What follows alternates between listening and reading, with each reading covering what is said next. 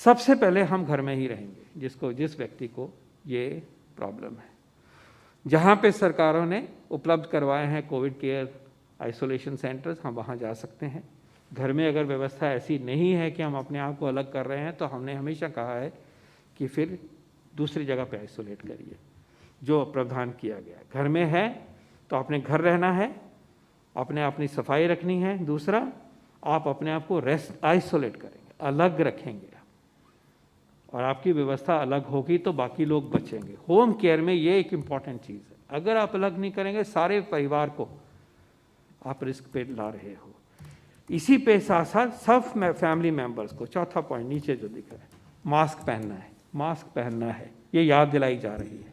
Mask तो वैसे भी पहनना है, अब हम पर्टिकुलरली आपको याद दिला रहे हैं।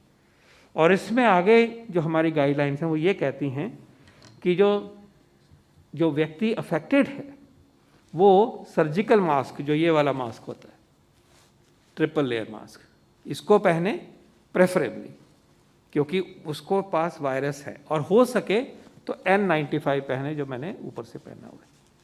ये हम रेकमेंड करते हैं। N95 को पहनने से उस व्यक्ति से संक्रमण दूसरों को नहीं होगा। तो ये हमारी होम केयर की गाइडलाइन में हमने इसको चिन्हित किया है, याद दिलाना चाहूँगा।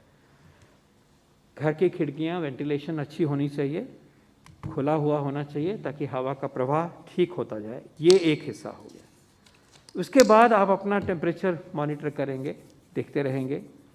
अगर बुखार है तो नीचे बताया है कि आप पैरासीटामोल ले सकते हो, 650 मिलीग्राम 4 बारी, ये ओवर द काउंटर मिलती है।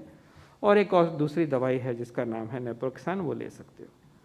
इसके साथ साथ हो सके तो ऑक्सीजन की आप सैचुरेशन पल्स ऑक्सीमीटर से देखेंगे, और जब 93 से नीचे आती है, या 93 से नीचे आती है, मतलब 94 से कम आती है, तो फिर आप डॉक्टर को कंसल्ट करेंगे। इसके अलावा अपनी जनरल हालत को आप वॉच करेंगे। सांस में कोई कठिनाई तो नहीं, चक्कर तो नहीं आ रहा, सांस में कठिनाई नहीं, टेम्परेचर आपका कैसा चला हुआ है, और पल्स ऑक्सीमीटर से आपकी सैचुरेशन क्या चली हुई है, ये चीज़ें आप देखेंगे। स्पेसिफिक 4 चीज़ें, इसको कॉपी करिए आप। और अगर ऐसे सिचुएशन है जिसमें कि ऑक्सीजन सैचुरेशन 93 या उससे कम है, या सांस बढ़ रहा है, या चक्कर आ रहे हैं, अब आपको मेडिकल एडवाइस लेने का टाइम आ गया है। These are the danger signs. So the danger signs are breathlessness, dizziness, and oxygen saturation of less than 94, that is 93 or less. These are the danger signs we want to emphasize clearly. अब है इलाज। ये तो danger sign के समझा दिया, उम्मीद करें कि डेंजर साइन आए ही नहीं।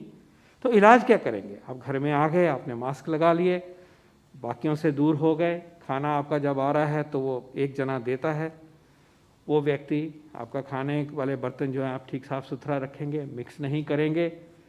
एक अलग, जितना भी अलग हो सके घर में आप रहेंगे। इलाज के तौर पे क्या है? इलाज के तौर पे हमारी टीम ने 5 एरियाज़ को चिन्हित किया है। फर्स्टली, पानी पीना है, फ्लूइड लेना है, सूप लेंगे, लिक्विड लेंगे, घर का जो भी लिक्विड, लस्सी लेंगे, वो बहुत ज़रूरी है। टेम्परेचर बढ़ता है तो फ्लूइड की रिक्वायरमेंट बढ़ जाती है। डिहाइड्रेशन होने से आपकी तबीयत वैसे ही ख़राब होगी और कॉम्प्लिकेशन आएंगी, तो अपने आप को हाइड्रेट करना है। दूसरा है उल्टा लेटेंगे, प्रोन पोजीशन। घर में अगर आपको लगे कि डिफ़िकल्टी हो रही है तो आप अपने पेट के बल लेटिए, आपको आराम मिलेगा।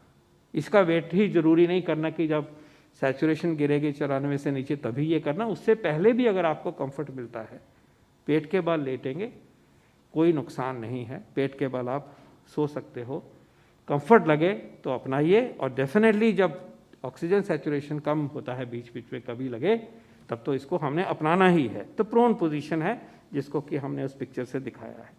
इसके अलावा बुखार के लिए नीचे आएंगे तो पैरासीटामोल दवाई है, बहुत अच्छी है, सेफ़ है, इसका मैंने जिक्र पहले ही किया, वो ले सकते हैं।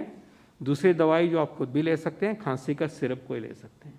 खांसी की दवाइयाँ मिलती हैं, उनमें से कोई भी खांसी की जो चीज़ आप पहले इस्तेमाल करते हैं, अगर आप चाहें तो आप डॉक्टर साहब से उसका स्पेसिफिक नाम पूछ सकते हैं।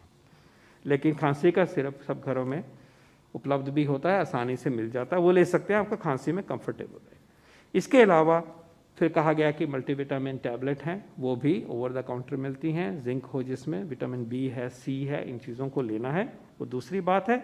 और लास्टली स्टीम, हल्की स्टीम को इनहेल करना, गरारे करने नमक वाले गुनगुने पानी के, ये आपको फ़ायदा करेंगे। तो ट्रीटमेंट के तौर पे घर में क्या हो रहा है, हाइड्रेट कर रहे हैं, पानी पी रहे हैं, अपने आप को डिहाइड्रेट होने से बचा रहे हैं, ज़रूरत पड़ने पर उल्टा लेटेंगे। 2, बुखार के लिए पैरासीटामोल, खांसी के लिए खांसी का syrup, multivitamin, vitamin C, B, ये सब कॉमन टैबलेट्स जो होती हैं वो लेंगे, और खुराक अच्छी खाएंगे, पूरी तरह से जितना भी आपको महसूस अच्छा है खाने के लिए वो खाइए ताकि विटामिन की कमी ना हो। स्टीम इनहेलेशन, भाप लेना और गरारे करने का, ये आपका इलाज हो गया। लास्ट में जो चीज़ें हम नहीं करेंगे, जो चीज़ें आप नहीं करोगे, घर में रेमडेसिविर नहीं देंगे, no place for remdesivir therapy at home, no. Secondly, आप दवाई कोई नेबुलाइजर से नहीं देंगे।